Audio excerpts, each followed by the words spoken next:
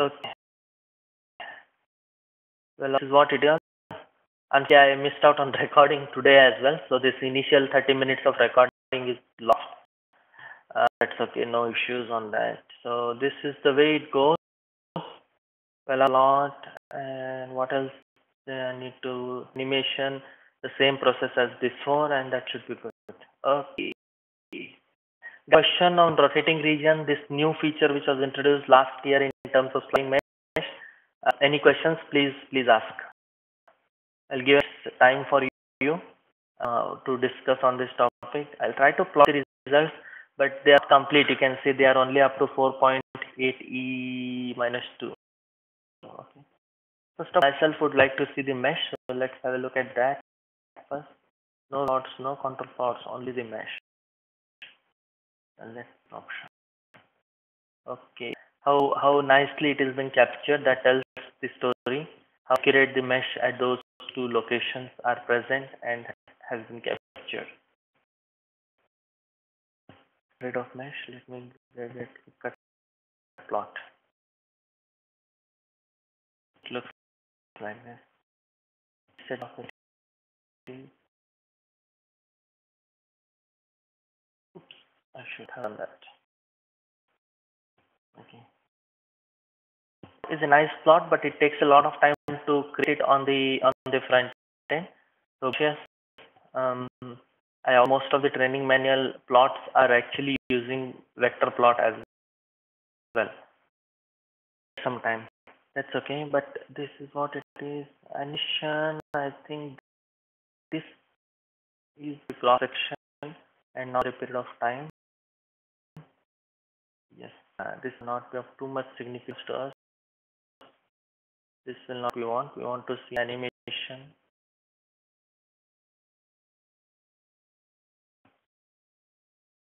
Animation over a period of time. So I animation option and create a plot of that.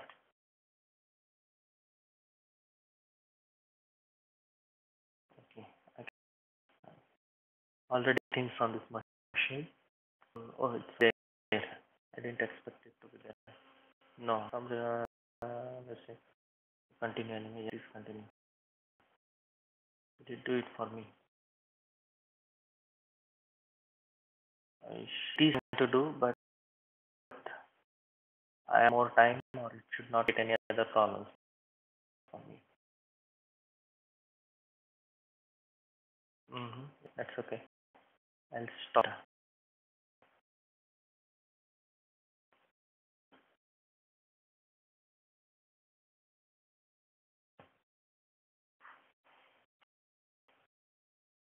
Which my mind did not want to do, but my hands went on. Okay, please stop. Please stop. Stop.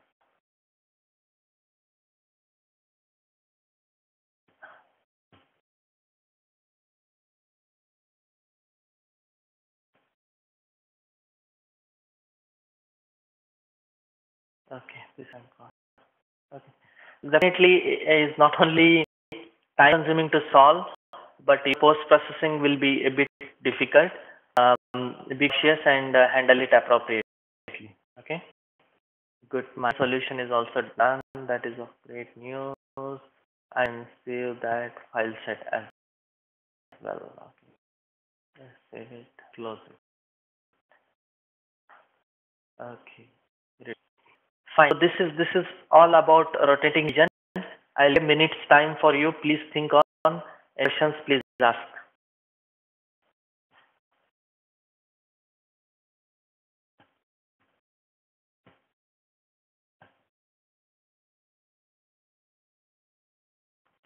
Well, question which says that for transient, if physical time 14, so you're solving for 14 hours, and I save the results in 1, 5, and 14 hours, and it is possible to add another time to save results at 7 hours.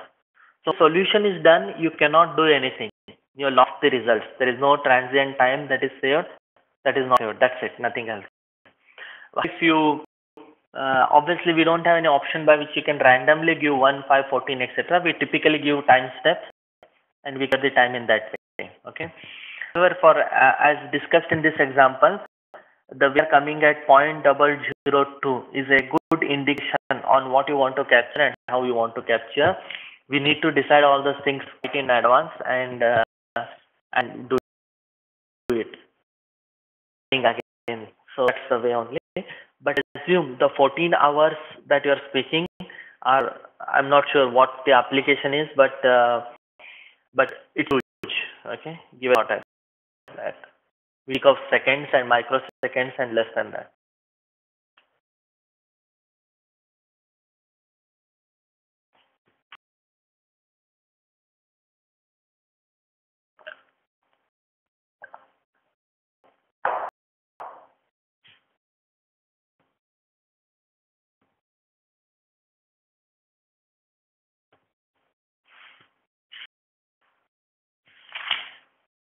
Yes.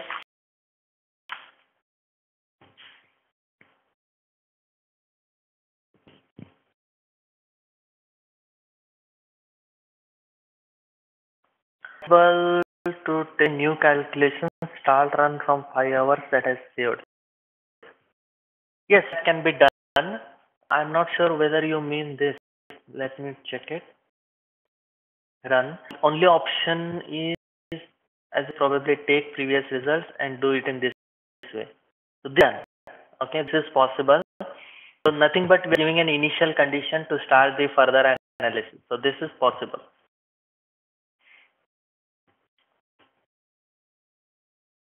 But results of 14 hours when you do this.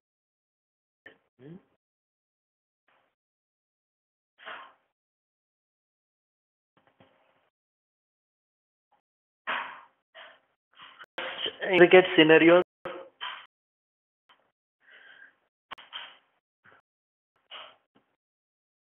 All years, it is better that you plan before you start the analysis. Okay.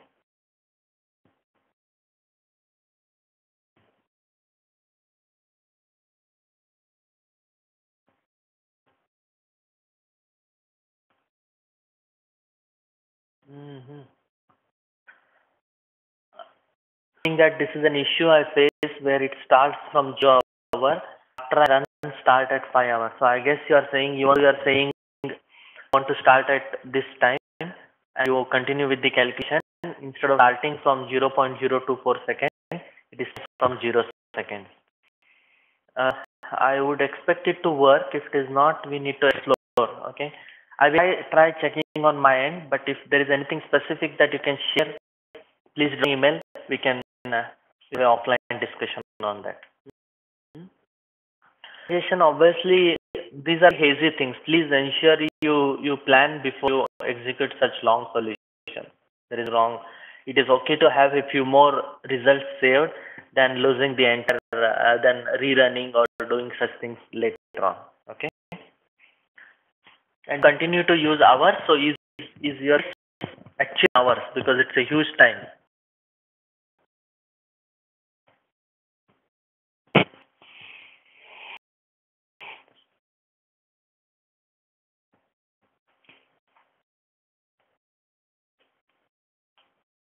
So here case where he is doing analysis which time in hours, not small domains but hours. Wow, interesting. So questions, I can see a few new joinees as well in the participants. Other questions on rotating mesh, especially the sliding mesh option. So we saw we have created some extra components here for capturing the local initial mesh. What is the relevance of different time steps that we are giving and how do we calculate that? We saw the huge amount of time this particular setup takes and how you want to go about it. And that's what it all about in the last half an hour.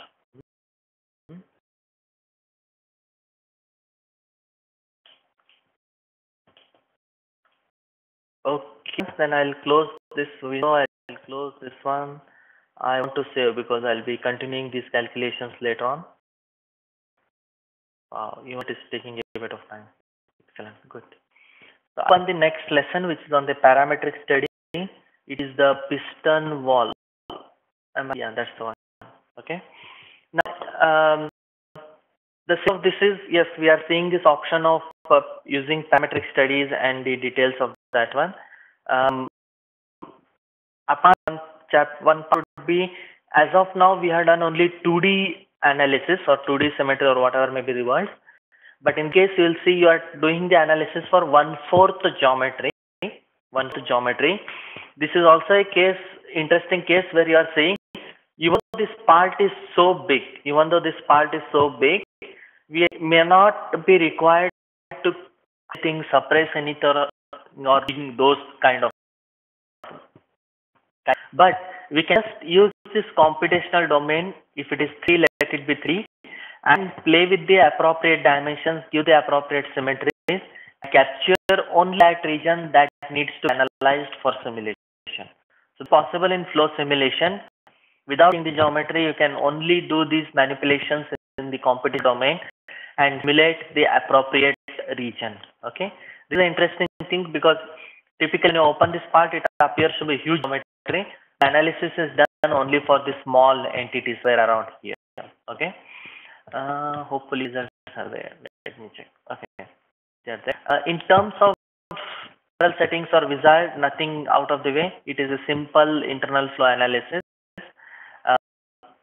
Fluid, no changes have been done. Okay, it's all the same.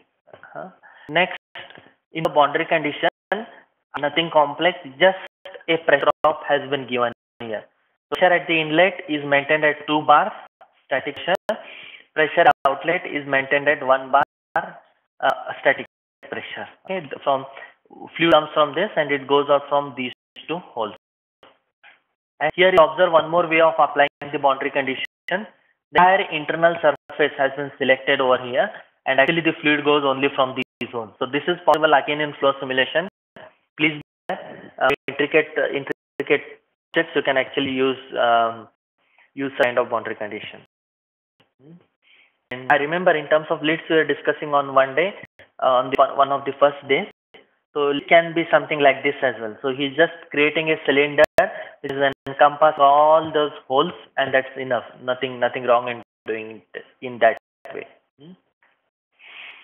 And typically values like pressure are per unit area, per unit system. So it's okay. It is okay to do that. Next, move on to the goals. One is the global average. Now, one interesting topic which I insist on all my users is now just the way it has been done in this example, wherein we are giving goal for global average pressure, that is want to ensure it is converged correctly. My suggestion, have analysis, typical flow simulation. Important parameters will be velocity, pressure, and density. If pressures come, then temperatures and of course density is also. So these 3 to 4 basic parameters I suggest we always give as global average goals, so that we know the way they are being converged, we have a visibility of that. As well, we are sure the software has converged on this. Okay, so this would be my suggestion. Please try to implement it. And in this case, we are saying the force that that this system or this region is going to exert on the piston. Okay, the piston around at the end of the wall here. We are calculating that force using a goal, a surface goal, testing those surfaces and finding out. So this is a simple analysis. This is the way it goes. I believe you all are comfortable with this. Next part is a new thing that we'll be seeing in this chapter, which flow simulation. If you go now, it's kept at a funny or a different place. This one is present under solve. That is called as a new parametric study. Okay, and I believe it should be somewhere in this button oriented toolbar as well. When I get into the parametric study, okay, you will get a front end something like this. Frank was a very old front end till last year. However, in 2015 they have improved with the introduction of optimization and a few more options um, to or iterate automatically in the software. Okay, saying that one basic fact. Now if you have seen that a typical flow analysis might take a huge amount of time to solve, huge amount of time. So even though this option is there, um, any dimensional changes can lead to huge amount of entire domain change. So use it cautiously. Sorry. Be aware of the time that you might be spend if you let the software do it. However, there's nothing wrong in giving such big analysis over the weekend. Create all the possible scenarios that you want. Let the machine run on it. Okay. So it works is similar to what we saw in optimization of solid or simulation. The process is similar. Typically, variables are there. We're giving criteria and the output parameters that you want to see. I can be through scenario based optimization. I can also think of what if kind of analysis. Okay. So the way if you see the once this front end comes over here, different options. One of them is add simulation parameters. So typically parameters like especially boundary conditions you can add over here. Okay, and only one input that I can specify and it has been specified. Sorry. So typically you can use labels to be controlled. If not, it can be dimensions also. That is what has been done here. Okay. Labels can be taken and what else? Yeah. So this parameter can be given with current obviously taken from the software. We can decide what kind of variation, whether it is a range or something else. And if it is a range, then we can give the value for that particular range. Okay, that works. Here it is. If I can make it bigger, you can see it. So in this case, we are giving this range of min and max. That's it. Is the criteria. In this case, there is no target as such, but it's more of monitoring, and we are monitoring the shift force. Okay, and again, if you see here, this typically comes from your goal. So any criteria that you want to give should be create a goal. Better to create a goal for that, and specify the target value to which tell us okay it reached whatever target it has given you have given to the software. And finally, output parameters. What parameter you want to visualize? So obviously again it aim as the criteria. I want to concentrate on the force. Okay. Once solution is done or once the triggering is done, obviously should be a time consuming solution. So as one particular iteration has taken 10 minutes, you can easily expect 30 minutes for 3 iterations. So find and handle it. In terms of before solving, you have a few options here which will take how many maximum number of calculations run and time that it can run, take previous results, etc. So all these small solver oriented options are present here, and the results look might something like this. Like the dimensions, it has changed from 0.006 to 4. It is varying in such a way. So obviously we get something near 1 point. So it is somewhere here. The third one looks good. Depending on the criteria that has been given, depending on the criteria, by the way, yes, this can be exported. This can be any particular thing can be selected and a project can be created out of that. Okay, you can computer where you want to solve it, and depending on the iteration which are reached the final reach the target or has the optimized value, automatically software will create a configuration for that. Okay, the configuration can be created, and configuration is present the configuration manager with the setup for that. So by default, those results will be available here. From that optimization front end, it is difficult to understand and play with it, but you can do it directly once the results are available. here. Hmm? What else is important that I need to highlight here? The results I should have. So it looks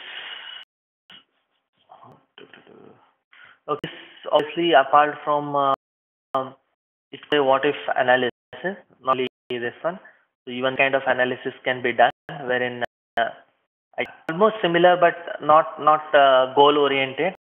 This is if this value tell me the output. So more design study. I would say more like a design study. You can do those kind of analysis. So these two options are present here.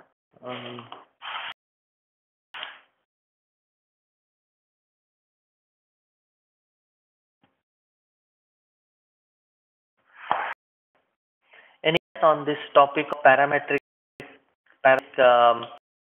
optimization or parametric studies that we can find in flow simulation?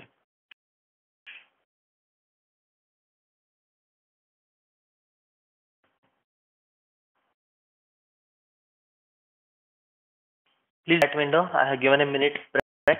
Think questions on the first two that we have discussed. The first topic is sliding mesh option in lesson number 8, and now the parametric study.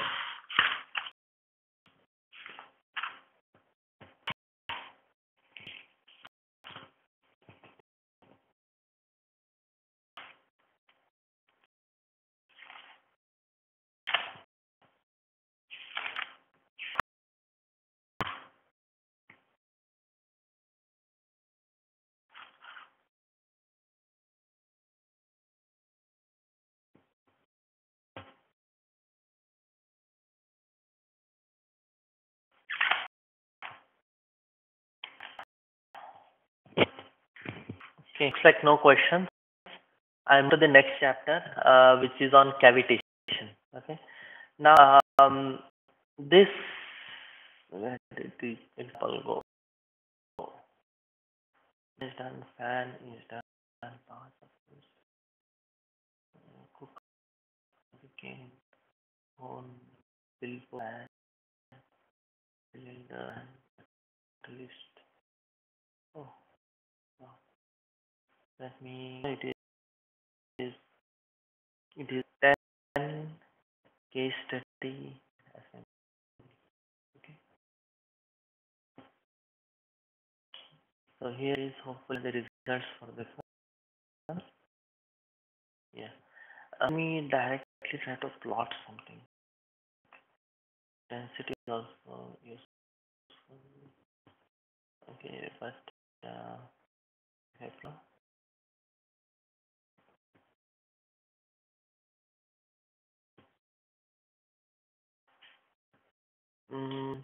It is visibly seen here, but typically there could be cases wherein the velocity is so high. In this case, it could be somewhere around here, wherein when the fluid is going out of the small holes. Okay, at those cases the pressure is so high that the density of velocity is so high that density or the pressures can go so low uh,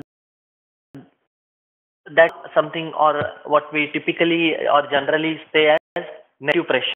Okay, the kind of vacuum condition. What happens is in the practical scenarios, the pressure can be so low that kind of small vacuum bubble gets created in this system. This bubble will, after it moves a little bit further, it can blast, it can explode, and once it explodes, it can cause damage to the internal surface as well. You can imagine the other complications that it might bring up. So cavitation is a involved phenomena, but what we do in the software is as simple as this. Whenever we see negative pressure warning, typically you can see when you are solving a solution, you might see negative pressure warning, which is typically associated with cavitation. In such cases, while giving the fluid, we can activate the option of cavitation. Okay, option cavitation can be activated, and you can leave the dissolved mass fraction at the default value, but that is the maximum, I would say, in one way, the amount of gas that can be present inside this water. So in this case, it is not vacuum, but inside the water there is a air bubble. Okay, there is a air bubble. It's easy to imagine, so I ended up saying that. Okay, so what doing that, the software will do appropriate calculus, okay, the extra calculations necessary to take into consideration such phenomena. Okay, that's nothing more than that. Obvious cases, you can try, if you want to just see the difference, you can try solving a setup without the cavitation option selected and more setup with the cavitation option selected. And this kind of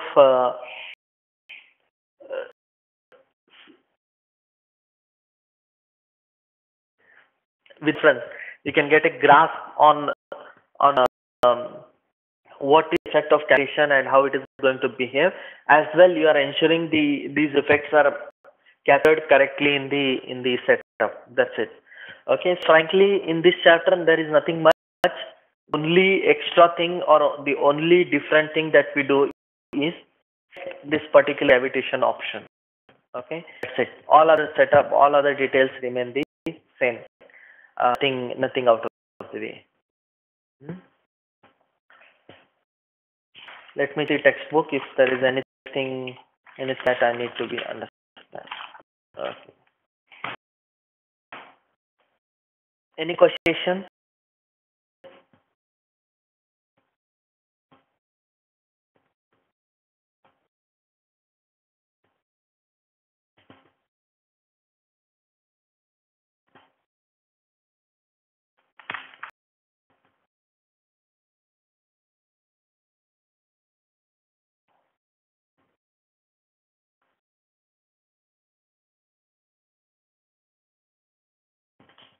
Let me go back here. So I'm moving on to next chapter. Guys, you might find I'm going a bit fast, but as I told you yesterday as well, the first day was very important where you learned many concepts and more on the theoretical front on the different options in the software. But now obviously there are more of applications. So we are seeing different applications in here. Even though this is an entire chapter, but obviously I would be interested in covering what is new, what is the learning that comes up in this particular chapter. That is on humidity, and what is called as typically what we say as relative humidity. So that is what is being studied in this particular chapter. I'm not sure how much of you are comfortable with this word relative humidity. Put it simply, it is the amount of water content that is present in the atmosphere or in the gases around us. Okay, they do not in absolute values, but they talk in terms of relative values. So it is relative humidity, and there are different things that are said about it, but typically a value of 50% and above is said to be making a person uncomfortable. So humidity is going above 50% or 60%, then a person may be uncomfortable to breathe in those kind of situations. Okay. Now this is like what they say, a cook house or a kitchen. There are two people sitting here, and you can imagine this to be the furnace or something which is cooking certain contents or there, and there is inlet to this room. Okay, oops, not this one. Okay, it is made the other way around. There is an environmental pressure or a kind of inlet, and air is being thrown out using a fan. There could be exhaust fan which is throwing out the air,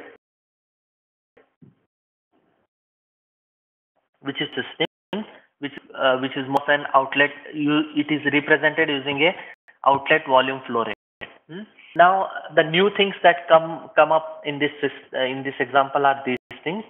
So to relative humidity, let's have a look what has been done over here. So gravity has been added, nothing out of the way, but I told you better to have it in most of the examples, especially here because there could be most of the flow even happening because of gravitational effects. Okay. Second, after selecting the gas, which is here, at you will get this option of humidity, which has activated. That's it. Okay. So we are the option. Second is this one, air condition is same. In terms of initial condition, we can specify the percentage of humidity and pressure and temperature at which this room is. So as I told you, these settings are the initial general global level settings that we give to the software. And in this case, we are saying that given instant when this particular simulation is starting, the room is at a humidity of a relative humidity of 60%. Okay, so the entire atmosphere is already at 60% relative humidity. Then I'm also injecting certain amount of air which has higher concentration of the content to the okay. Here we are subjecting a rate of air at 0.1 meter per second. Probably some steam getting created at the stove, it being heated, and this content, this is coming out from this location at 0.1 meter cube per minute, and we are saying that particular content has a humidity of 100%. It's 100 degrees Celsius, humidity of 100%, relative humidity, and of course the pressure condition. Okay, the point. So we're injecting air which is relatively at a higher humidity condition. Okay. What else is there? Heat generation. So there are 3 different stoves which are heating up the atmosphere. So obviously humidity or it when in water remain in gaseous form only if the temperatures are higher. So simulating this stuff to sure we are looking at that particular scenario. We are maintaining these 3 things at very high temperature. Okay, around 100 degrees Celsius. Finally, in terms of goals, so as I told you, nothing wrong having average pressure, etc. But in this case, as I told you, the flow may also happen due to density differences. So the density of the fluid has been conversed at the global level. The air temperature at the inlet, mass flow rate at the inlet, and so obviously once these 3 are controlled, it will ensure the flow rate is constant and it has been converged to a proper area condition. Okay, so the analysis is done. So the different plots. Okay, first of all, you might want to see how the flow is happening. So this is the looks.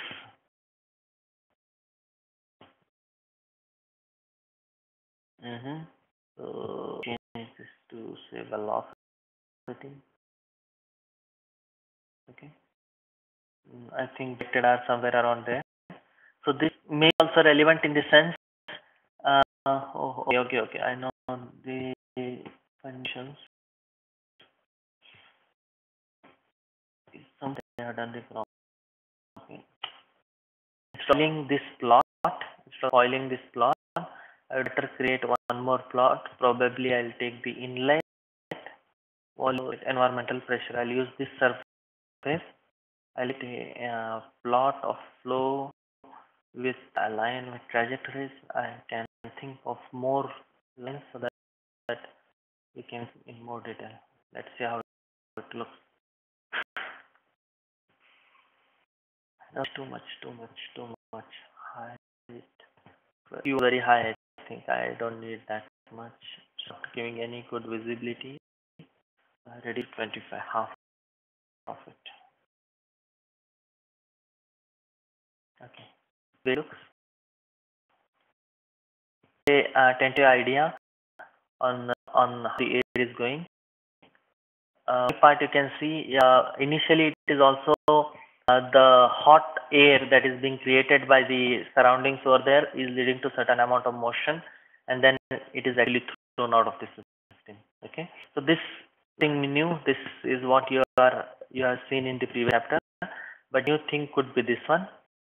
Okay, good one. Wherein I am seeing the relative humidity. Where did it go? Relative humidity of the current, and let me reset it to the local bounds. And now I have a view. Okay, you can see here. Obviously, for us, out of the different things, the place where these two people are sitting should be comfortable. Hmm? Now, okay, let me also use the probe option probably. Yeah, and actually visualize or understand. So tip his nose is around there. We are having a relative humidity of 47. 47. Okay. Where the relative humidity is little bit above 50. So obviously design the system such that these two get comfortable, and as I told you, they will be comfortable if it is below 50. So we as well play things, visible things, but but the relevance would be to maintain or the application of this particular humidity. One of applications could be towards this thing. Other things also, it could be a certain chamber because for whatever reasons uh, they will maintain the humidity levels inside, so that can happen. So this is what the relative humidity example is talking about. Any questions, guys?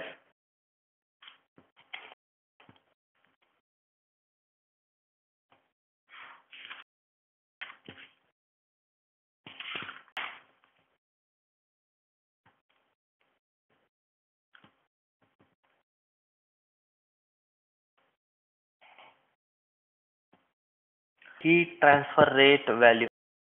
I think we're talking about this value.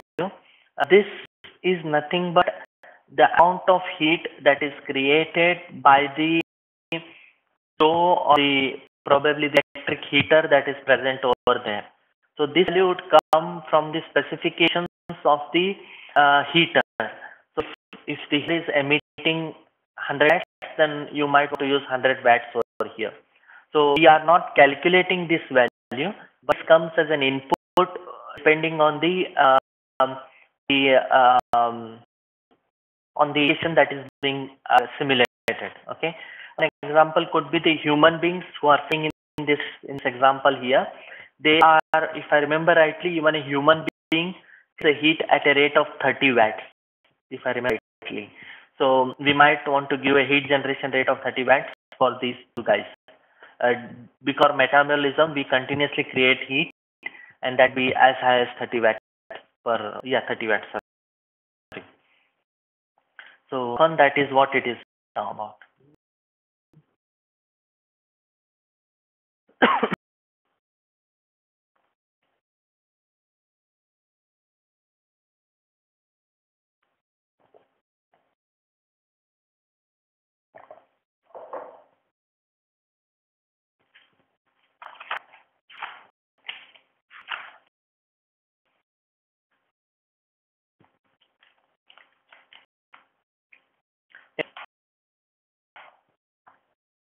If no, take a quick break. It is 6. We'll start at 10:15. Okay. Uh, any questions, please use the chat window. It's always open. Keep it posted, and I'll come back and reply. Thank you.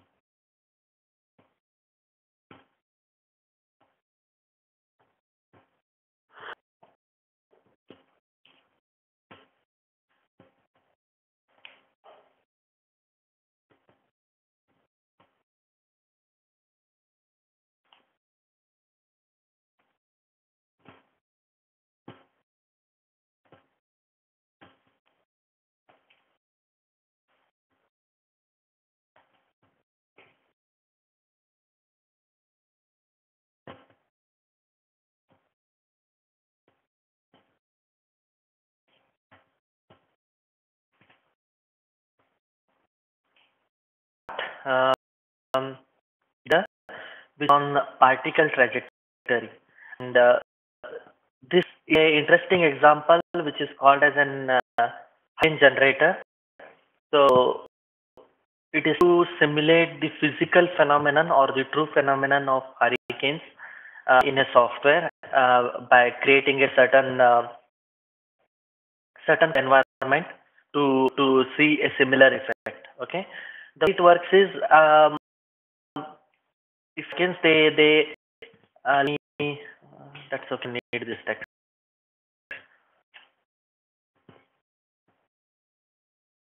Typically, here is create a certain domain like a C.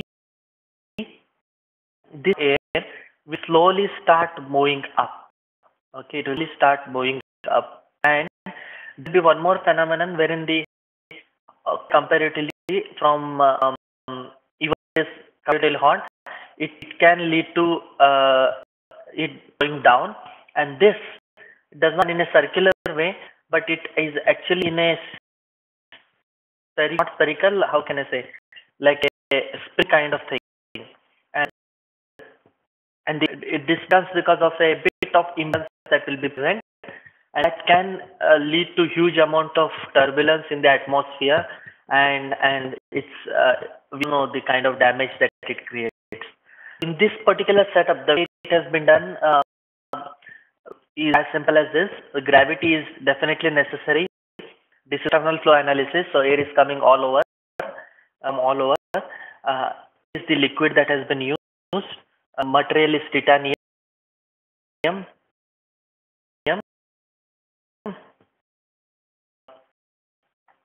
The solid material is titanium. All conditions is 0, and so you can see all other things are intrinsically the basic things. So this is the way it is.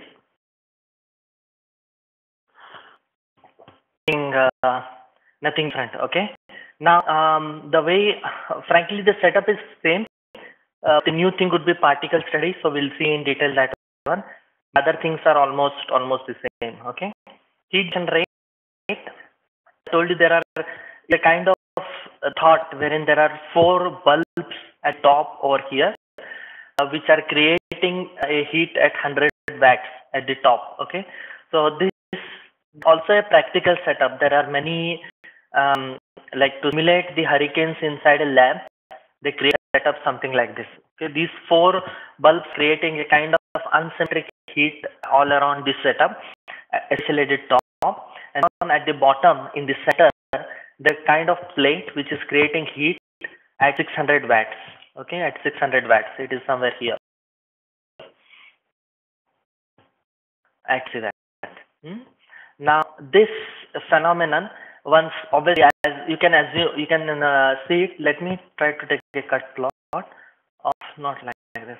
This is also nice, but I will have a cut plot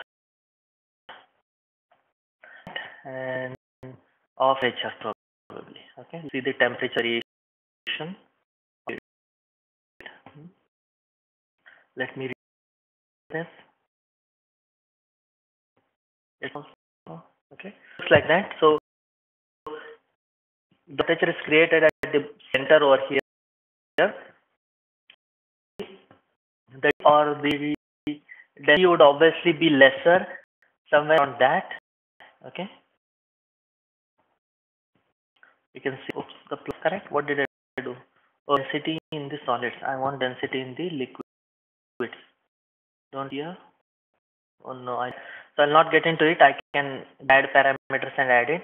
The other useful thing could be velocities that can show you the visualization of okay. So the completely higher velocity over here is because the lower cross section area, nothing else. But basically all the turbulence will be created inside this setup or the box down here. Let me check if I can plot the vectors. That would be also interesting.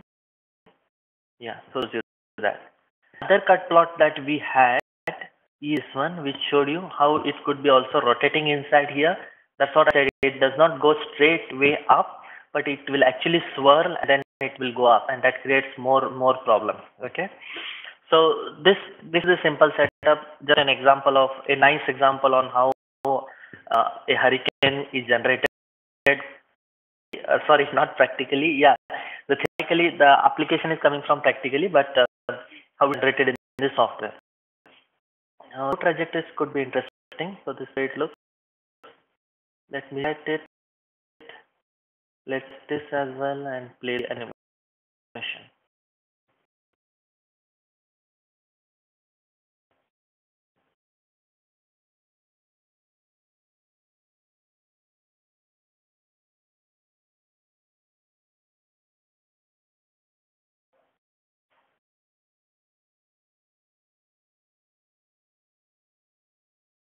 Okay. Fine. Now the most important thing is what you are learning today, which is called as particle study. So it has a wizard. You can use that. A simple word. It does is it will introduce a certain number of particles in say setup. Okay. They are we can assume, and this is the way it works, that they will not affect the flow conditions. The flow will not change because these particles. Okay. Then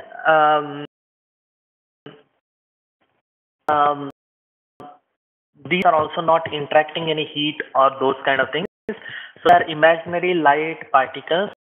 Even we have the options of giving gravity and weight. It is just for particles to see the behavior of the particles and not the effect of these particles on the liquid. Okay. So this particle study is going to help us create those particles which may present in the system or just for visualization. Okay. The way to do it is we specify elevation from where these particles may be coming. So probably I take this top face of this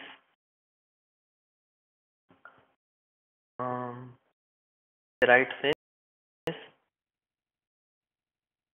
Okay, I do that. Hard on. Use this if it can help me.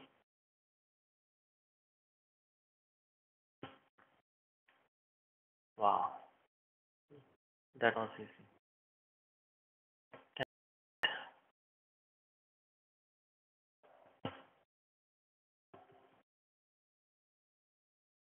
Okay.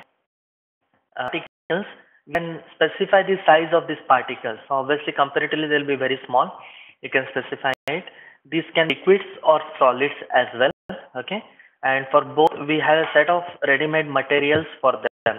So select from them as well. You can create your own material. That is possible. So let me say these are minute particles. I don't know what to take, but at the moment, probably I'll take solids. I prefer very small.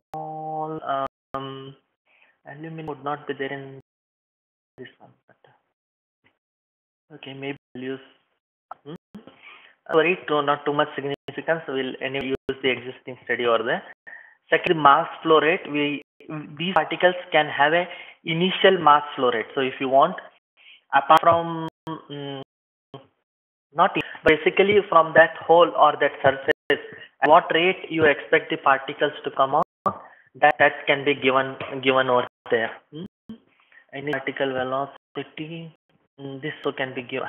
This is initial, whereas mass flow rate is consistent. Okay. Initial particle temperature as well. Okay. So more injections. Okay. This kind of creates the initial. Yeah. Okay. Apart from that, of course, gravity. This it took from the global conditions. You can specify erosion and accretion. Okay. Now both these options are present in the software, but again, actually, I have not seen any of the users using it effectively. So I don't want to go deep into it, but just be aware that these options are available.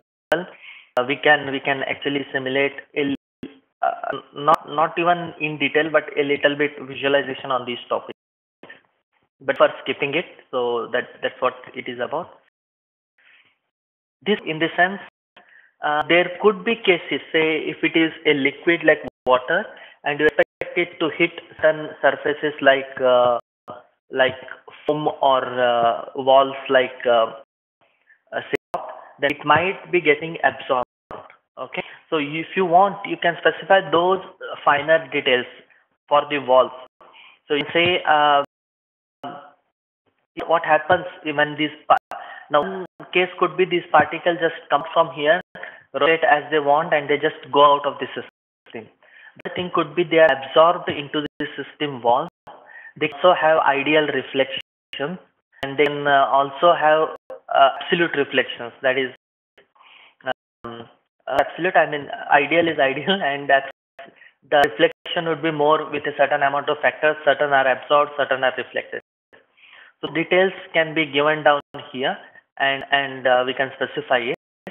What means trajectories, and you want to see the trajectory as well as statistics. Do you want them to look? Okay, the flow trajectory you can decide, and what parameter you want to do. Constraint is how for how many seconds you expect them to be coming. This is fine. Computational region is also fine. Okay, let me to run. Okay, I am run this without much sense. Okay, I bet and I edit definition show. Okay, and play it. So in one way or the other, it might appear to be similar to what flow trajectory is, but that this one is taking into effect gravity.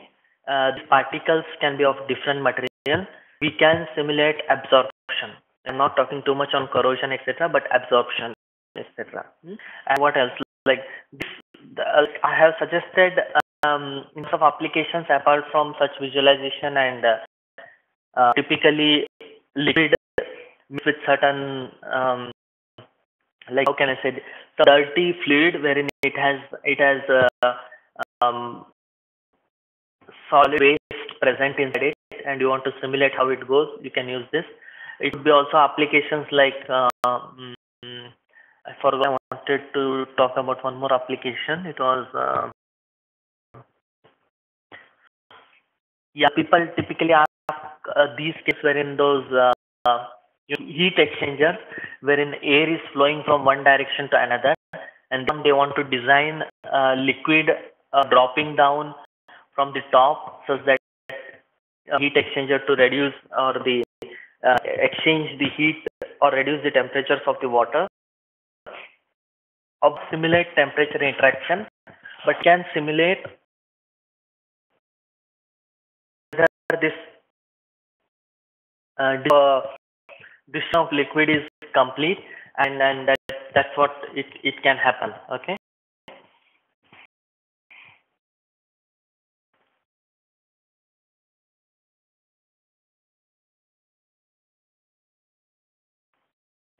some questions coming in, let me check. Would erosion be the study of the erosion of the solid body due to the flow? Yes, actually that is what it is. Like solids are hitting the surfaces and there is certain amount of erosion. But and as I told you, frankly, not only me, but I don't find it too much application-oriented usage of that one as of now. Okay, because erosion is a different topic in itself and it is quite involved. Can we specific walls that can absorb the particles? Unfortunately, no. We doing it at a global level. We are saying all the walls behave in a certain way. So they absorb or they reflect or they do both. What it is about particle study. Any questions? Any questions on this topic?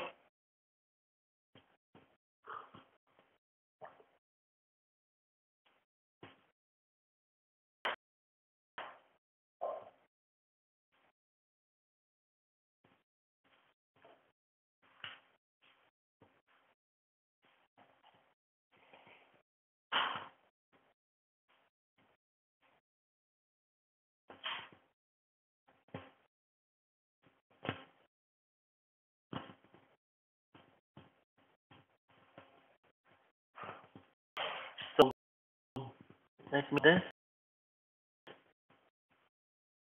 Let me.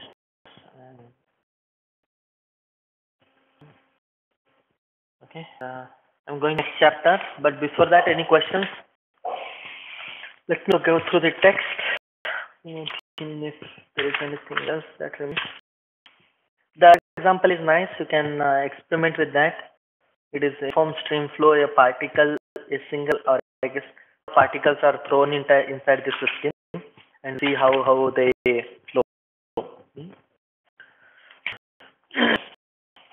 This one is on supersonic flow. Okay. Now, is this the one? No.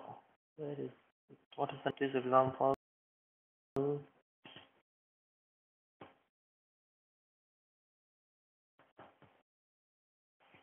Cone. I think this is the one. Okay. In this case, a 2D analysis is done. No, sorry. 1/4 setup is analyzed. Okay. In general settings, it is external flow, water, fluid is air. The only new thing now that is coming into picture here is high number flow. So, typical of the or the fluid flows that we are simulating as of now are what we call as subsonic, or the velocity is below the velocity of sound. Okay, as when it goes above it, the behavior of liquid or fluid changes a little bit, and the phenomenon is a bit different.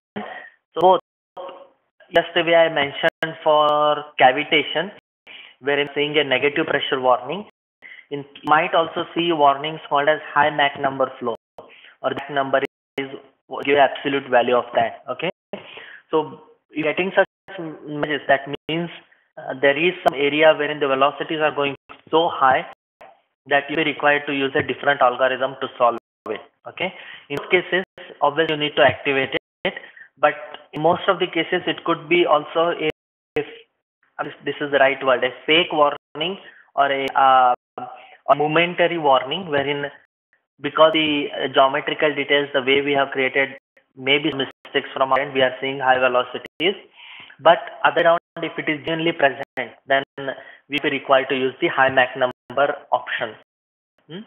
Integrate it. Good conditions, nothing. Turbulence, nothing. All the same. Okay, but definitely all high Mach number analysis with turbulence is relevant over there. Second, in this setup, what thing is how the flow is different, or what happen the flow. First, in this case, we are just calculating the drag force using equation goal, and for that we are finding the forces all over this cone. Okay, let me load the results. That view.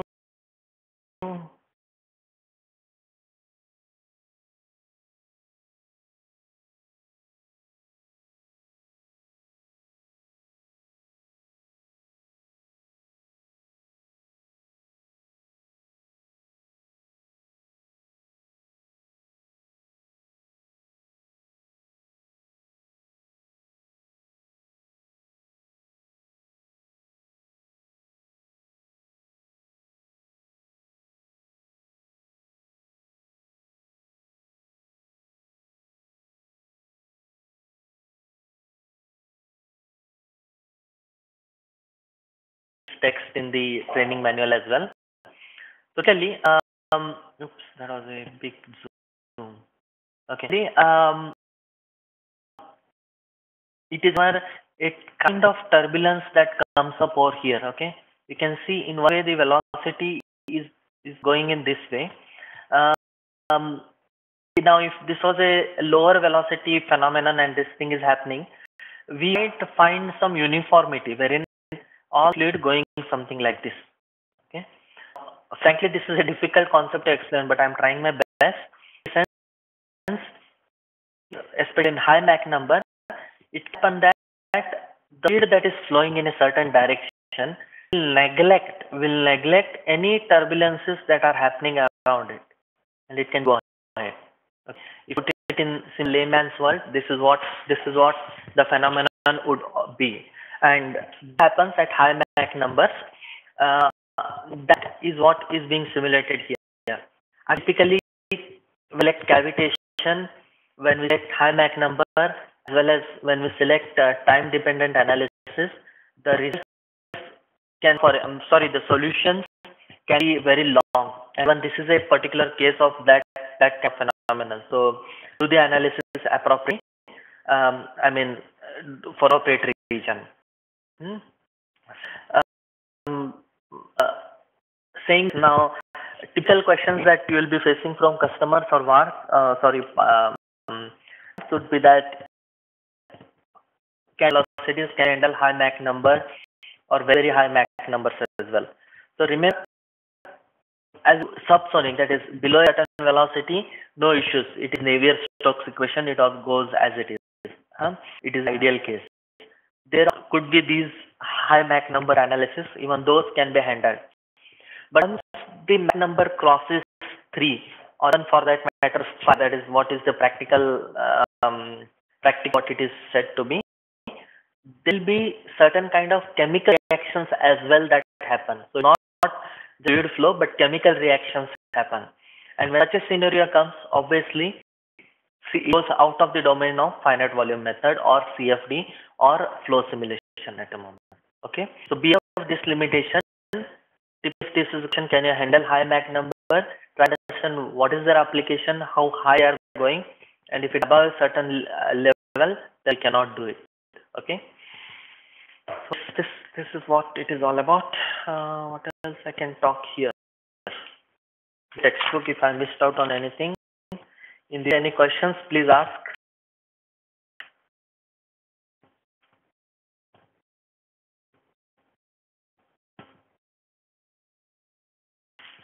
This example, to meshing has been used because mesh is very important. Let me check how the mesh looks.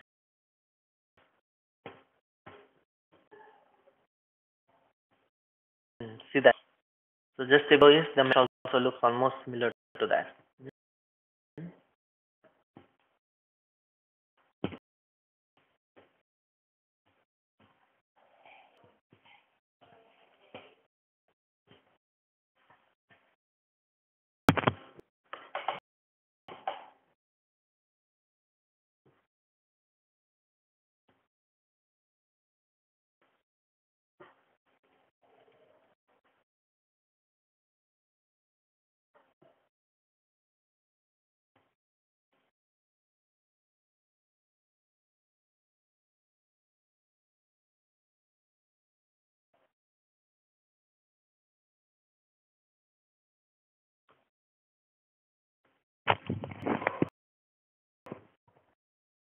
Any other?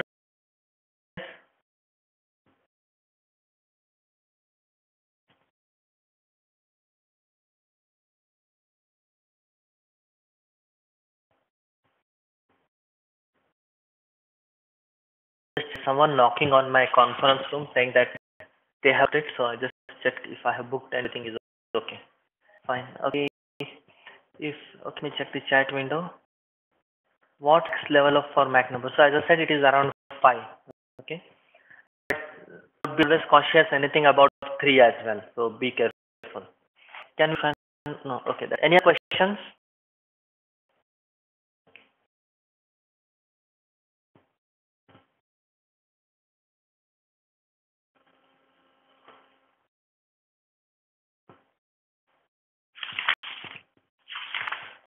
We are in the last chapter for this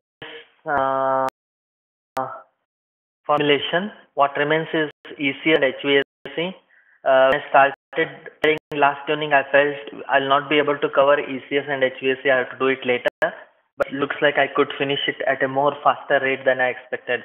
So it appears to be feasible to finish all the content today itself. For your cooperation.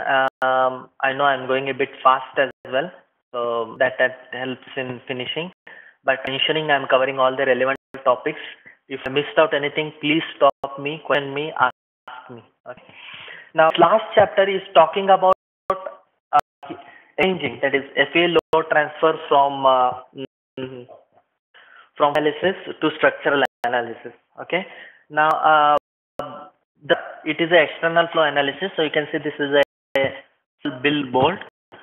is the external flow analysis, wherein I am applying external flow. The flow is air. No other changes, if I remember rightly. Yes, no other changes. Only addition is the velocity is applied directly over here in the x direction, negative x direction, at speed of 40 meters per second. Okay, 40 meters per second, minus 40 rather. And secondly, we are calculating the force that is coming on this particular billboard, which is the particular surface of the billboard. Okay, and this particular force or is further taken to flow simulation for structural analysis. Even though the force is as a converging or saying it on this surface, but actually force is calculated on this entire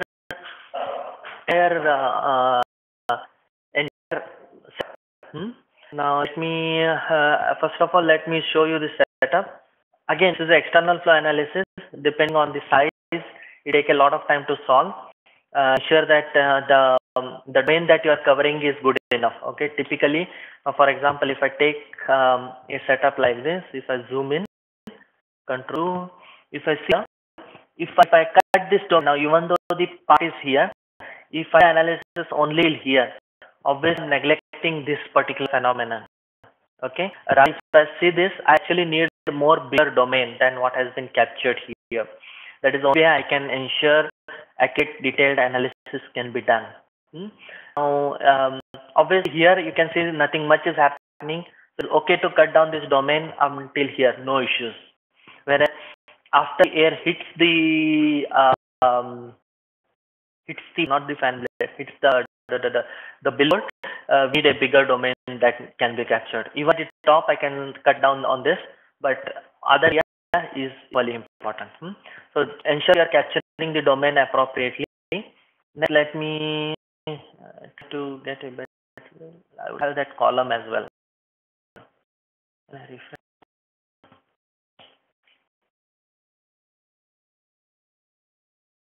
That would be nice. Okay. Yeah. That view. Okay. It looks different, and this bottom thing has been created because of this supporting structure. Next, yeah, interesting graph would be flow trajectory. I'm not sure why it is not created here, but what can I say? Trajectory. Okay, let's plane. Let's see how it looks. And with arrows.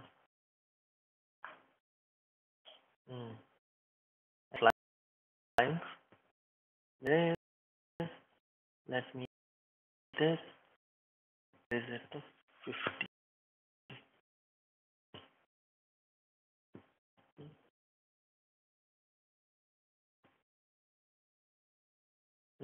Interesting. Goes off. Just beyond where recirculation happens. That the air may be recirculating behind it. Of recirculation or negative pressure can because of that or there. So fine. This is one part of the analysis. No bill. Now you are experts in doing this much analysis. What is the next step? Is something like this. You can really go. Let me this result. Why to keep it that way? Let me hide this result. Let's open this part. Okay. Now I can actually create a new simulation study. Can I do it in that? Is it assembly? I think so. Can't change it. Okay. Yeah.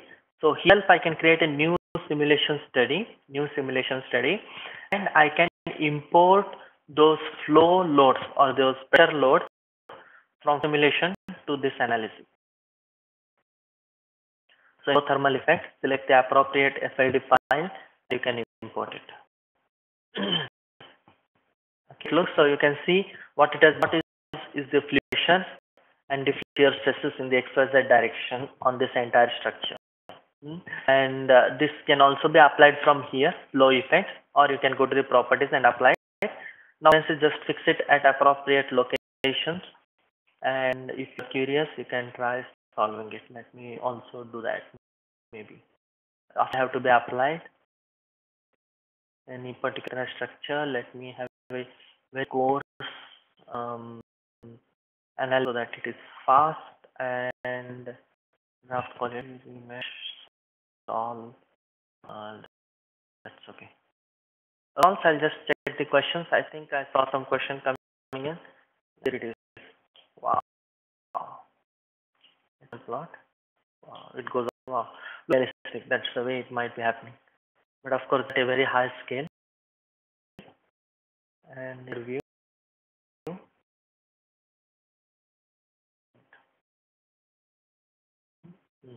Okay, fine.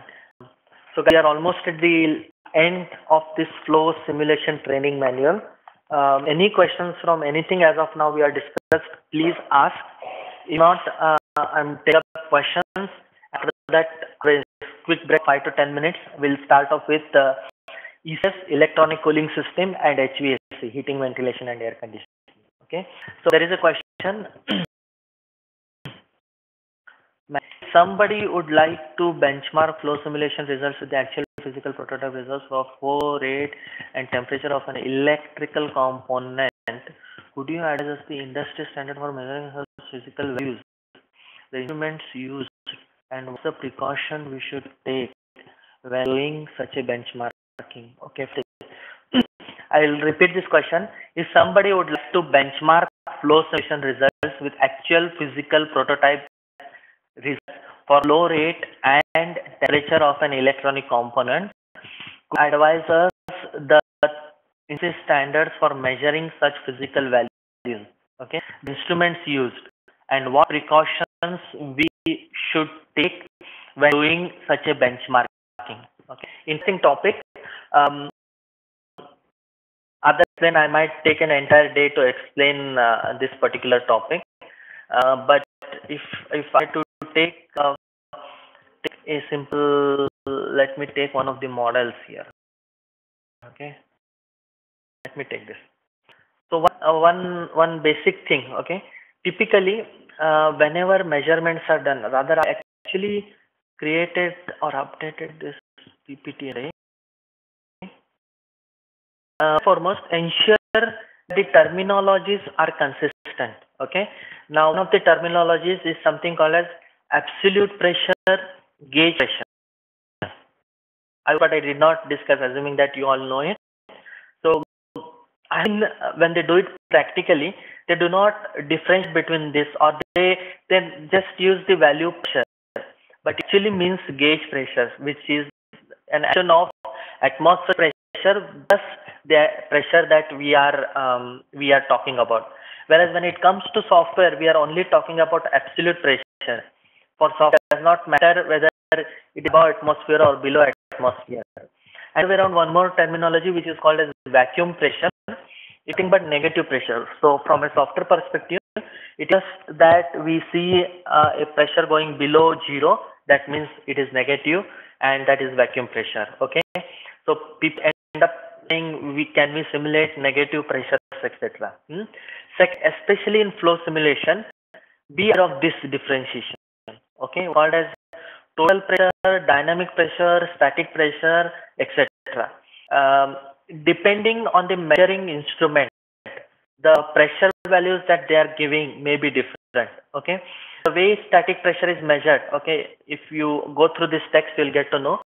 So typically there will be an instrument which actually moves with the flow, and that will tell us the pressure. So we might want to understand what kind of pressure are they instrument has been used for measuring their pressure. Are other way around, ideally they should be comfortable with these terminologies. You might want to understand and ask if static pressure, total pressure, or dynamic pressure, whatever it is.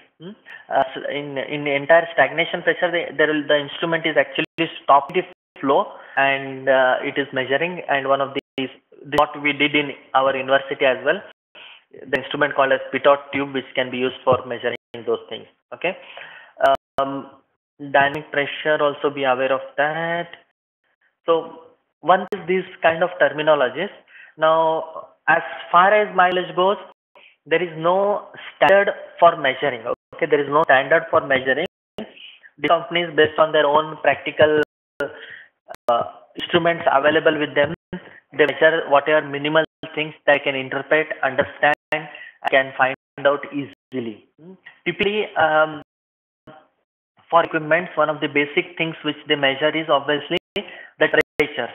And frankly, it is comparatively easier thing to measure, wherein measure the temperature on the surface at a location using thermometer, as simple as that. Or the thermometers work on thermocouples, but something like that. Over here, unlike software, remember, unlike software, we typically do the mistake wherein we see the maximum temperature value. When we do it practically, they are actually measuring the value at a certain location. They are not aware whether it is maximum or minimum. So ensure we are measuring the temperature at that particular location only. It should not be generally anywhere. Okay, and you are aware of the location where the user is measuring the temperature. Be aware of that. Okay. Secondly, I want to say temperatures. Yeah. When electronic equipments come into picture, we in one case or other, because of the limitations that we have in terms of data, we neglect resistance. The assembly will have resistance between parts at different locations. And unfortunately, we have to neglect it, or we take it but may not be accurate. So these different resistances cause the temperature difference up to 15 to 20%. Remember, there will be a lot of heat loss in these gaps or connections, and those are not considered, or we will be able to consider it in the software. It is not that the software does not have the option, but it is difficult to know those values. To flow, or how the liquid is flowing inside, especially in electronic components for gases or air, our software will give you more accurate idea on what is happening compared to what they know. They might be knowing only the velocity of the fan and the environmental pressure. They have no idea what the fluid does once it goes inside the system. Okay, so the software is giving a better idea over there. There's no comparison aspect over there. Apart from that, remember a few other things. For example, image that I have taken here, the image here, I want to analyze on this wall. Okay, typically the customer says he wants to analyze this wall. When he's creating this setup in his lab, he's actually creating it. He's creating a setup of this piping system. Okay, he has an entire system which is getting connected to this wall. Thereon, his measuring instruments may be somewhere here. They may be here, but actually we might, from the software perspective, we are measuring here, which is correct. Location where they are measuring, very important and understood. Okay, and I told you before, obviously at these external locations, the flow will have become more steady and will have a more how can I say, stable results than what it might be at the exact location. I think the common words is that the comparison is like between an apple to apple and not incorrect. Customer might randomly say, okay, this data is enough for you. You should be able to come up with something. Be cautious. If at all you are doing, then and giving some results, ensure that we use the right terminology. In this, talking about maximum temperature in the system, for the maximum temperature will be at the location where he is measuring, which maximum location. Please try to understand the locations to ensure that we are aware of the right boundary conditions. In this, the locations where they are measuring and what are the exact kind of values, that is stagnation pressure or dynamic pressure, those kind of values, as well ensure we are aware of the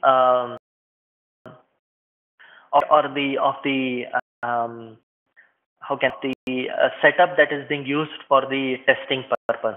Typically, even for small equipment compared to the part, the setup is huge. So understand where exactly are they talking about. I have seen cases wherein they say they know the pressure at the outlet, and when we read further in detail, the outlet was actually, if the part was of 20 millimeters, or sorry, around 2 centimeters, the outlet was actually around 2 meters away from this part. So no, so that is the way they were thinking it. They were doing it practically, because obviously difficult to fit measuring equipment just near the part or at the beginning, and they end up putting it far away from it, so that's comfortable to measure. Or most of the time these test rigs have standard equipment, and these parts are fitted to just to get a feel of what's happening inside it. So be aware of these things. Even discussing, convey these topics to them, what all you can do in flow simulation, and that should make customer comfortable with what you are talking. I know this topic can go on. I can explain it for an entire day. It all needs a lot of experience when we are doing benchmarking or comparing the results from practical results. Huge number of assumptions are involved. If you take any of the online examples, you'll see assumptions in terms of boundary conditions are very relevant in terms of getting the accurate results. So it is a very involved topic. Questions? As now, I've not answered David's question, but it's a long topic to be discussed. But you are these things.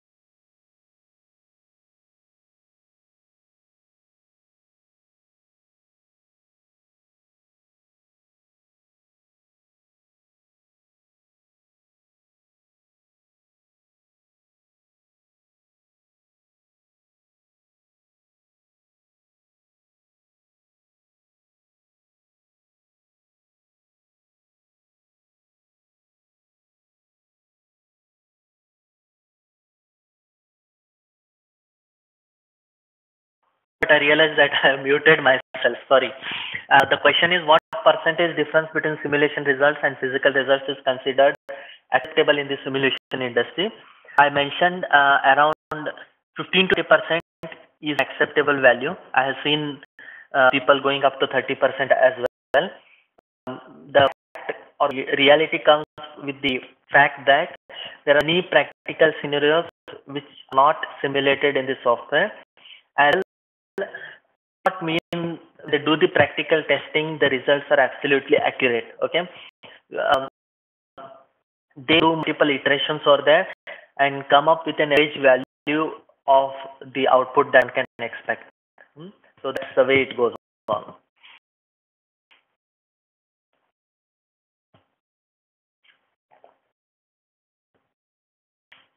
Not acceptable that the results are because of an incorrect setup in the software.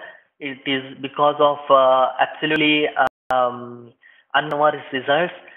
Um, we discussed about a few convergence options in the software itself, and if we not done that, we have come up with some results.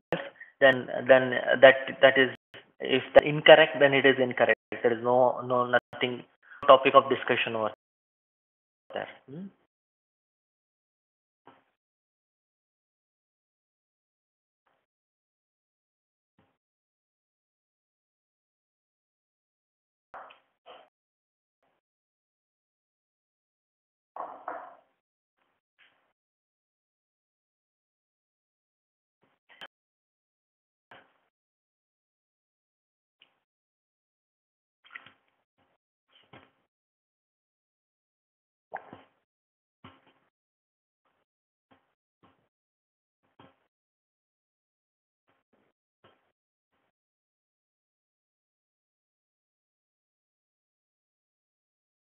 Okay, let's take a break.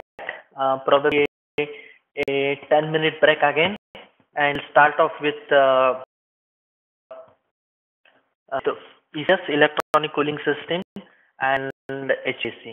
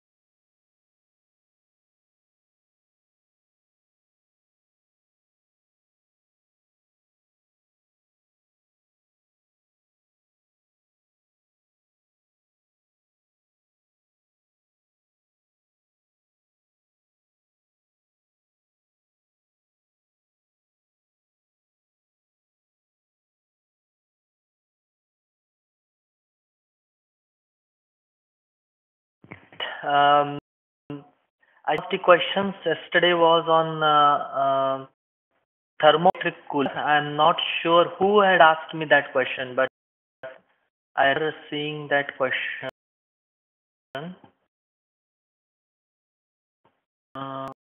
Okay, fine, I remember, frankly.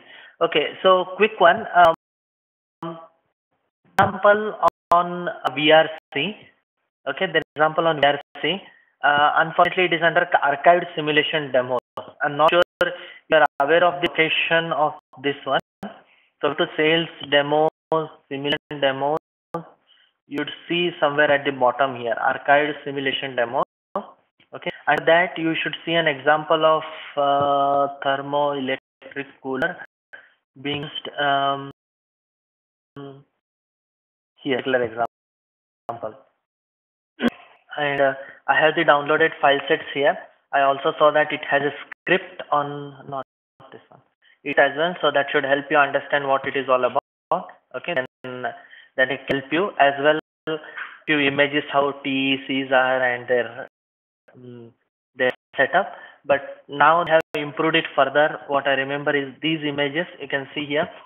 If you go online help after TEC, you'll see this image of TC in terms of which phases are what. So one is the hot sided, as I told you yesterday. Second one is the cold sided thing, and on these details. Okay, let me minimize this. And if I go here again, okay, you can see here we select component to apply the cooler, component to apply the hot phase. So we are actually selecting two components. Let me hide few things if you want. Who is this? No, it is showing volume unnecessary. I don't know what's wrong. The file set, probably that's the thing. I can update it properly, but this should help you understand how to create a thermoelectric cooler. So you the thermoelectric cooler element, the hot part from where it is absorbing. There are a few different made thermoelectric coolers available here. I thought whether this is available only in ECS or it is in the basic model as well. We can check it later, but from Marlow and Melcor, there are also multi-stage, etc. So if I take any one thing, create edit, so it comes up with its own details of other things. Okay, yeah, that's it. So in terms of setup, it is like you are creating these two blocks. These, oops, I got one. Basically, we are creating these three entities and applying or two entities and selecting them appropriately in the boxes, and we get other details of the thermoelectric cooler. So I would not like to spend much time because HVAC and ECS is a bit more in topic, but there is enough content in the help, in the demo, as well as in the I need to check, but I think even the online tutorial has an example on EC, so that should also help. And remember rightly, the knowledge also has good content on thermoelectric cooler. Let me recheck it. Let me recheck it. The of thermoelectric cooler, you can see that. Okay, not this one, but this one. Copy this. If there is something more, yeah. So this article should be helpful in understanding thermoelectric coolers in more detailed way. So I'm not sure who was asking this question yesterday, but this should be of help. Next, move on to electronic cooling system. So the front all remains the same. The only new addition that happens in electronic cooling system is more towards the components, electronic components which are present here, can be used to simulate the actual scenario. Okay. Obviously, again, in most of these, we are representing them as solid blocks. The CAD part or the CAD lines we like solid blocks, and there further these as the appropriate component. So the study in this case, it is a enclosure, so it is a internal flow. Tensors are involved, so again heat conduction, gravity, all fine. Fluid, air, we need to select at least one default solid, and the rest all appears to be same. Nothing, no changes. Okay. So one is the default global material. Thereon we have selected copper as the material for, I think this is the heat sink. Okay. So unlike yesterday's example, this example is far more realistic. There is a heat sink, and this heat sink is connected by something called as heat pipes. Okay. See these heat pipes. The heat pipes are getting the heat from the chips. These are which are, it is absorbing the heat from the chips and bringing it to heat. Heat. Okay. Now, in that way, the phenomenon that happens inside a heat pipe is very complex. We are not simulating it, but ultimately the phenomenon is related to reducing the resistance to heat flow to almost zero. So they are so highly conductive, and they have the efficiency of transmitting the heat one-on-one from not exactly one-on-one, but at a very efficiency from the chips to the heat sinks. So that is happening here, and unlike yesterday, in this example, you can see the fan is located at a right location. It should be blowing air out of the system. So it is no, in this case, internal fan. I don't know why it's internal fan. Check, but I expect it to take heat from the heat sinks and throw it out of the system. So now concentrate on the new things. New material is the same old method, no issues. There are certain phases where environmental pressure is applied, static pressure is there, I think at the bottom here. Environmental pressures at a few different locations. That's fine. Then there's a fan, I believe yesterday we discussed. But as I mentioned yesterday, when one has electronic cooling system, the price of fans that he gets is far more than what one sees in flow simulation. Fortunately, as we have all the modules, sometimes it gets difficult to differentiate, but these are available with us only because of electronic cooling system module. If new, it would be only the basic fans of axial, radial, and one more thing. Yeah. Let's see what it is about. Next is contact resistance. This is not specific to flow electronic cooling system, but the option is available, rather relevant. As I told you, this is one of the things which we select and apply in the software to ensure accurate results. So you can see there are these two locations down here. Okay, these two locations wherein we are applying. Again, the database has, the database has a few more thermal resistance related properties in electronic cooling system. So that would be the addition here, and those can be directly selected. So in case it is more for interest material or bonding, the heat pipe is bonded to the chip using a certain content, and that can be selected over here. Next, so what is contact resistance doing? It is creating a resistance between those two. And one more important thing, the way contact resistance works in flow simulation is very different from the way it works in finite element analysis or solid simulation. In this FEA or simulation, if you remember, you are selecting two surfaces or two faces to present it like a contact. A contact condition is you can give the properties to make it as a resistance. When here in flow simulation, it is enough to select only one surface, and the software will ensure that any heat going into that surface is lesser magnitude.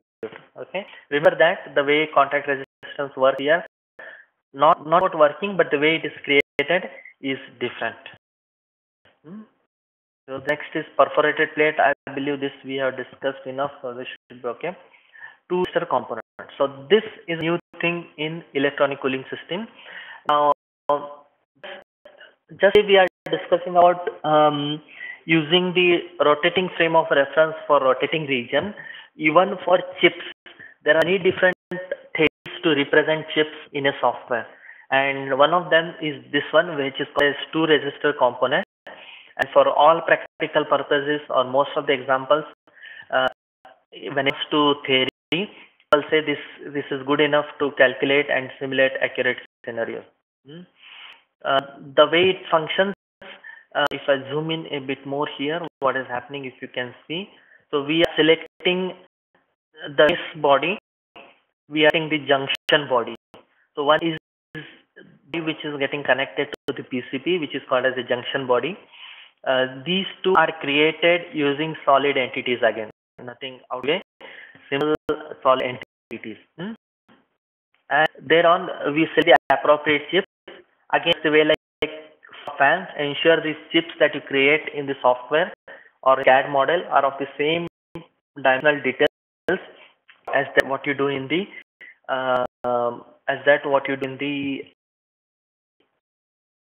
selected database. And from the specifications of those chips, we'll also get to know how much heat generation rate that that particular chip can make. That needs to be input here. Let me check if help has a better image.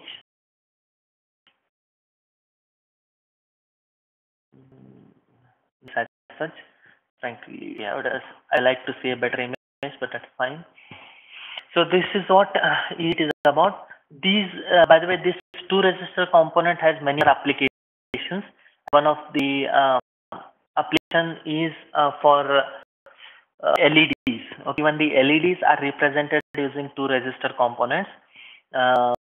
If you are curious, then please check out my presentation for SolidWorks World this year, wherein I had the same concept of a two resistor component and simulating LED housing or doing a LED housing. Okay, this is about two resistor components. Three chips around here, 1, 2, and third one. And the third one is producing less power, that is around 2.5, whether 2, 4.3, and 14. Okay, so for 2.5 there is no heat pipe as such. Then the heat pipes. Heat pipe, simple solid cylindrical entities. Only the shape is created, it appears to be like a heat pipe, but actually it has one input phase, the phase from where the heat is coming. Okay, then there are phases from where the heat is going out to the heat sink. Okay, in this case it is heat sink, it could be anything also, but it is like that. And told you the most important or the advantage of a heat pipe is resistance. It is as low as 0.3 kilowatt.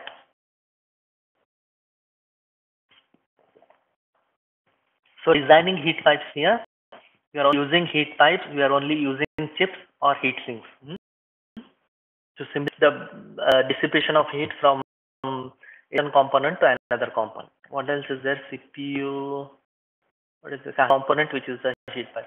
Okay, two heat pipes which have been labeled appropriately. Comes the PCB, printed circuit board, and a complex entity. Again, typical things are, can we see the connecting layers on the PCB? Can we see the epoxy, etc.? So all quite complex things are there. But we are doing is as simple as we have a solid entity.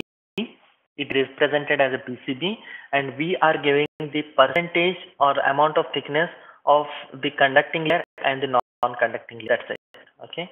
So we are specified in this way, wherein each we are saying this is for each of those layers, the percentage or the percentage of those two layers. That is how much would be the conducting layer, how much of it would be the non-conducting layer, or not non-conducting, but basically epoxy and aluminium or copper, more than copper or silver or anything, any better layer.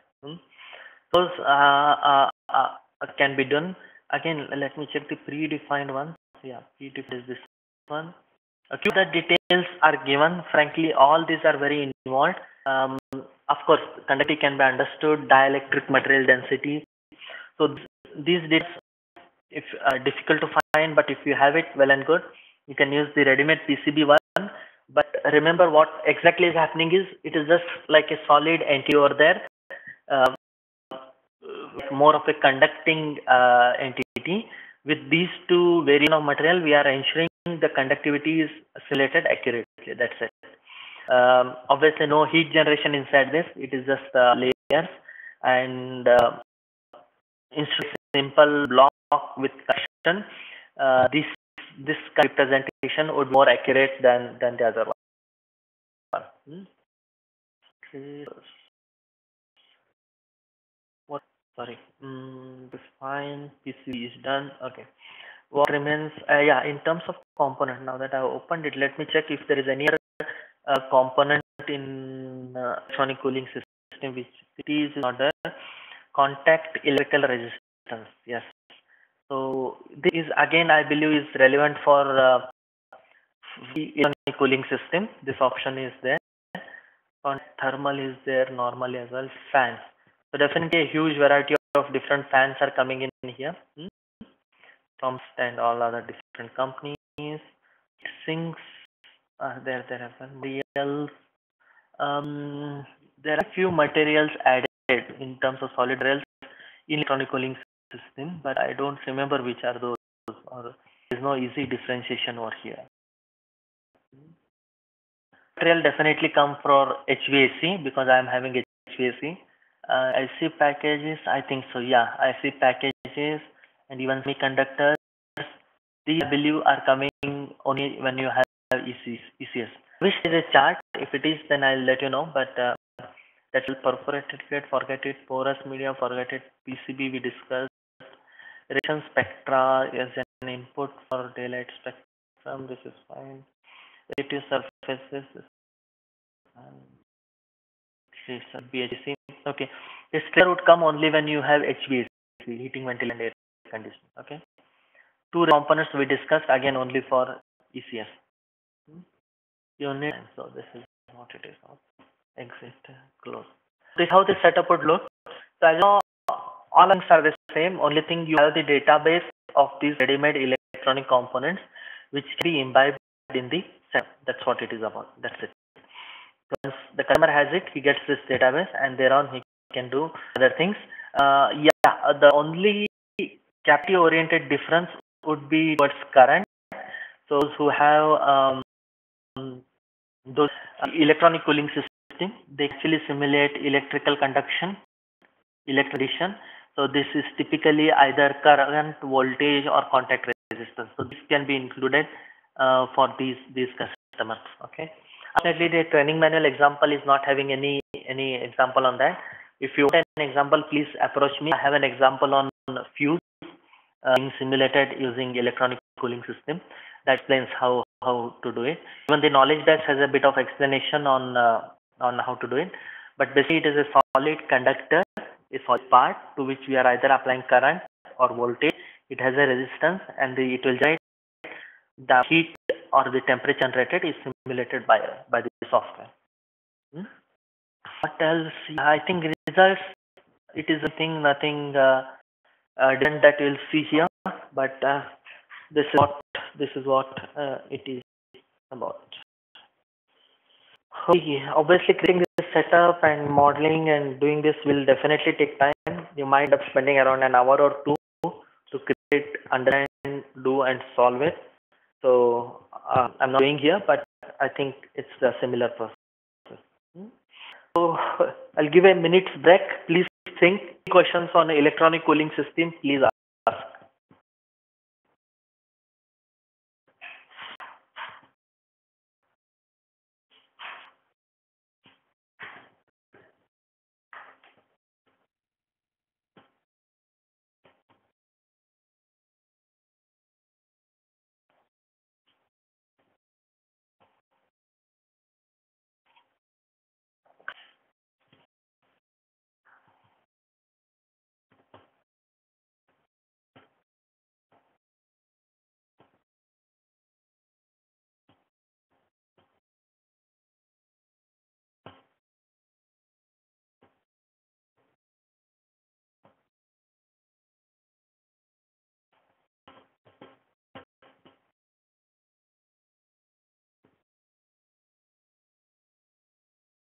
On electronic cooling system.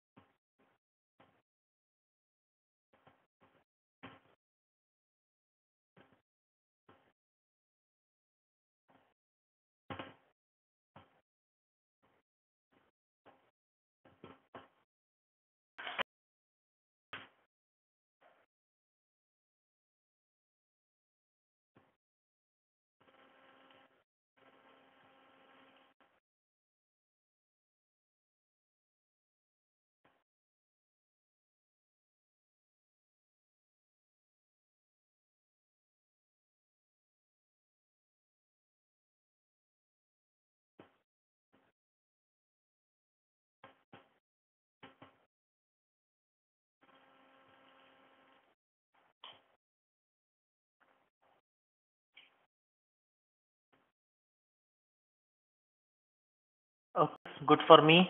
I'm moving into the last content for today, which is called as um, uh, heating and air conditioning, another module in flow simulation. Uh, the extra things that come in over here is what would be obviously of interest to us. So let's see the setup. Nothing out of the way. Gravity, heat conduction is fine. The new thing that has been selected is radiation. Okay, in radiation, the new model, like by default, I think if I remember rightly, this transfer is available in flow simulation, and discrete ordinates will get added in HVAC. Okay, so this obviously or this is supposed to be not in terms of scenarios that it can handle is far more, especially if it is a transparent media and ions are flowing through it. The discrete ordinate can actually simulate the temperature increase or temperature variation when radiations flow through it. So this is what it is about. Spectral characteristics. Just you can give these details. Frankly, again, an involved topic. Unless you have an application for this, it is really difficult to understand on what you want to do or how much detailed you want to do radiation analysis. But this capability is present in HVAC, where you can simulate radiation effects, especially when they are they are transmitted to a transparent body. For example, sunlight going through a glass, and you want to understand the temperature increase or how much it gets heated, or those phenomena can be understood. Obviously, cannot simulate the light direction or the way it refracts after going through the glass or a transparent media. So this is fine. Material is okay. Yeah. So all this wall here. So all external walls. Okay. All external walls of this room have given a transfer coefficient, and default wall radiative surface for other walls, or rather all walls, has been made as a black body wall. So radiation that falls on it is absorbed. Zero transmission. So the second, in terms of thing that you need to do, is thing wherein while solving, you need to activate this thing called as calculate comfort parameters. Okay, you have HVAC, and if you do these boundary conditions and solve it, it could be normal analysis, but you want to calculate the comfort parameters.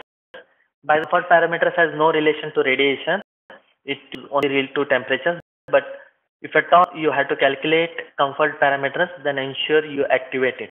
Once you activate it, then the calculations will be done, and then only you will be able to see the results in the front end. Radiation, discrete ordinates, freezing, disable, saving, tabular, and it is fine. Finishing, okay. All goes okay. This is an extra thing that you do. Metals, as I told you, once it comes here, once you have HVAC, user will see a few other different things like the glass over here. You can see the quartz glass is available in HVAC. So more building materials, the ceramics, etc., which are relevant for such kind of scenarios, are available in the HVAC. Not only that, whenever you are selecting such transparent objects, this option at the bottom here, where you can either make it opaque, that is no transparency, you can make absorbent, you can tell the length that it can absorb, okay, or it can make it transparent, that is transparent to what, whether it is for temperatures, that is no temperatures are absorbed, solar only, or thermal and solar, you can decide that. And there is a show also. So in case we are selecting absorptive, and certain wavelengths are getting absorbed, or different wavelengths are getting absorbed at different levels. Okay. So this is a new feature, extra feature which will be available in HVAC. The radiations on this glass are coming from when outside, it is from the atmospheric conditions or the light. What else? Outer wall, what has been done here? Okay, and on the outer walls, okay, you want the global level, it is black body, where the convection has been applied. There is a volume flow rate at the top, which can be seen as an exhaust probably, or a cool being flown in. Is it positive? It is positive. So a kind of air conditioner which is throwing out nice cool air from the top here. We also have environmental pressure, so obviously air will go out from the window. It is coming from the air conditioner at the top, and it is going out from the window. Sorry, not the window, but the door. Hmm. Heat generation. There is a CPU somewhere at the corner over there. Okay, generating heat. Heat happening. This option is available in the flow relation as well, but that's more relevant here. Let's see what happens. With the human being himself is producing heat at the rate of 30 watts. So that looks like that. And finally, radiative surface. Okay. The CPU or whatever the heater that is present there, which is creating heat, is radiating as well, and then be simulated using radiative surface options which get added in the HVAC module. So we have these few different options here. So depending details that are given here, it will transmit the heat or radiation to the atmosphere or all around this room. Now that finally what remains is the goals. I think temperatures at different conditions, etc. These are given. So solution happens. Yes. And etc. would be similar. But the new thing that will come up over here is first and foremost the comfort parameter. So especially if I am designing such a room, I am designing for comfort, and one of the comfort parameter is the draft temperature. Now there are around 5 to 6 different variables which will be calculated and shown by HVAC. These are extra variables. One is called as PPD, percentage people dissatisfied, something like that. Okay. Now this one way or the other is a statistical measure. It is a statistical measure, and it is someone who is comfortable at 25 degrees Celsius in a certain country may be not comfortable at the same temperature in some other place. So tells or it gives an idea on what will be the percentage who are satisfied or unsatisfied. Take this graph here. Typically anything about 0 is considered to be hot. Anything about below 0 is considered to be colder side. So if you observe this, the area near the radiative component is getting heated up. The cooling, but it is cooling a bit too much for the user. So obviously not a good scenario. I would have the AC somewhere around here, so that in this one it cools down this as well. It keeps him warm. Okay, so that could be thing. Now there could be more detailed discussion on this topic, but if I go to my file set, let's open my file. Technical, where is it? Resources, training, technical, PS 15 simulation, not this, and technical file 2015. Take HVAC. Okay, there is this. There you can use this PDF. Okay, this has a bit of explanation on what exactly is PD, PP, etc.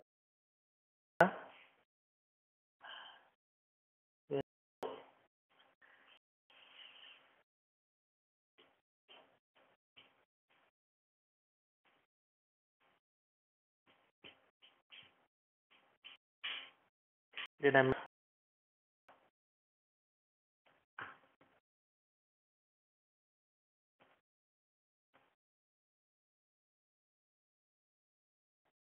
had to test it out. Let me go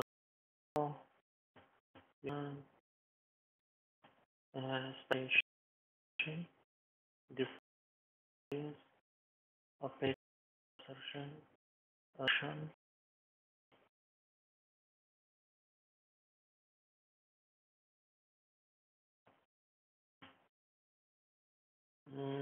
Somewhere in here.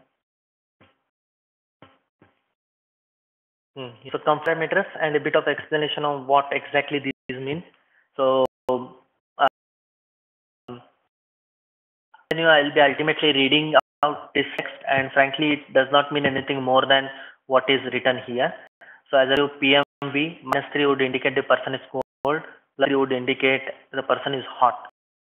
So obviously, a vote of 0 would what everyone expects, and it has been done with some statistics involved into it. Okay, we have PPD, we have draft temperature, draft rate, the rate at which the air is flowing, Asian index, the efficiency with which the air will go out.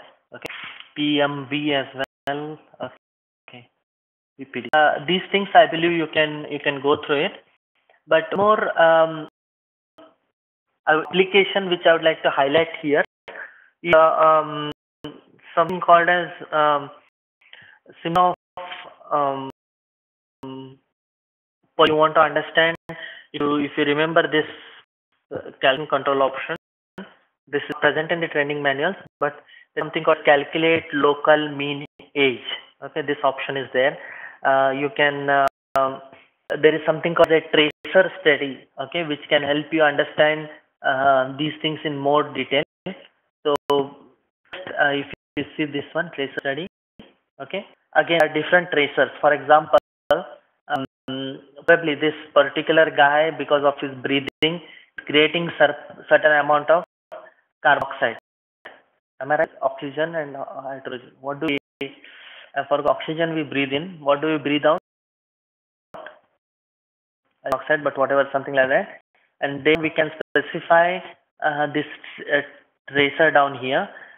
We can tracer can be either at the level, that is all over the region, and then we can see how efficiently this system, that is the air conditioning and the door, can throw the tracer out of this system. Or we can also study the behavior of this this tracer to the system. Okay, this tracer can be at the global level, or can insert it at the surface volume or something like that. For example, if there is a fire somewhere inside this room, for that fire purpose, we can create a volume source for this, and we can say this volume source is creating a certain amount of heat, gas which comes into the system. Thereon we study how this gas is efficiently thrown out of the system. And when you plot the things, we can actually plot the tracers and see how it goes out. And one of the good examples which is given on this topic is present in the online tutorials. Yeah, this one, HVAC. It has compared manual. The online tutorial has a few more examples. One is on the halogen floodlight, more radiation. Hospital room is more towards clean room, and pollution dispersion, what I was trying to explain you. So in terms of HVAC, I would suggest to go through these things more than the training manual PDF that has been given. I will cover a few more things than has been discussed. And only one example, right? Yeah, only one example. I wish there is more example on fuse or the thing, but that is the present situation. So these three would be of relevant and useful to you in terms of understanding this topic. What else I can highlight on HVAC? Guys, we are almost at the end of flow simulation training. Any questions, please ask. As I told you, this was an interesting experiment wherein I taught simulation professional and flow simulation online. Any feedback on how we can make it better, more efficient and useful, I will try my best to include it. All these sessions have been recorded, so recordings will be available. I have also uploaded them to the YouTube, but it is kept under unlisted state, so that only those who will link can see it. I'm not sure of the intellectual property rights since I'm not publishing it openly on YouTube. And I have a few thoughts on the coming trainings, that is statics and flow. Let me think on it, and I'll update you how I'm going to execute those trainings. To share with you, like installing such a 3-hour session wherein I teach a certain topic or go on teaching in way. I was thinking of doing videos for each of the chapters separately.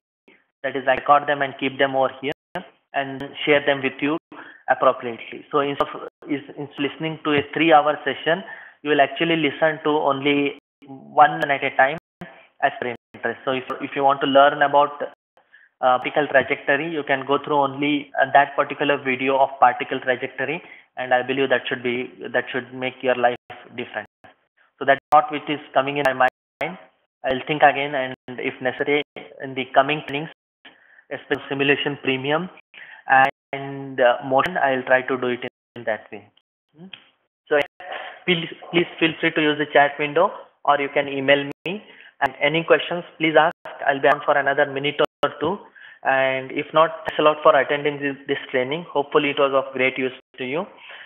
If anybody needs recordings, please keep in touch with me. In due course, I'll be definitely sending it to you. Thank you.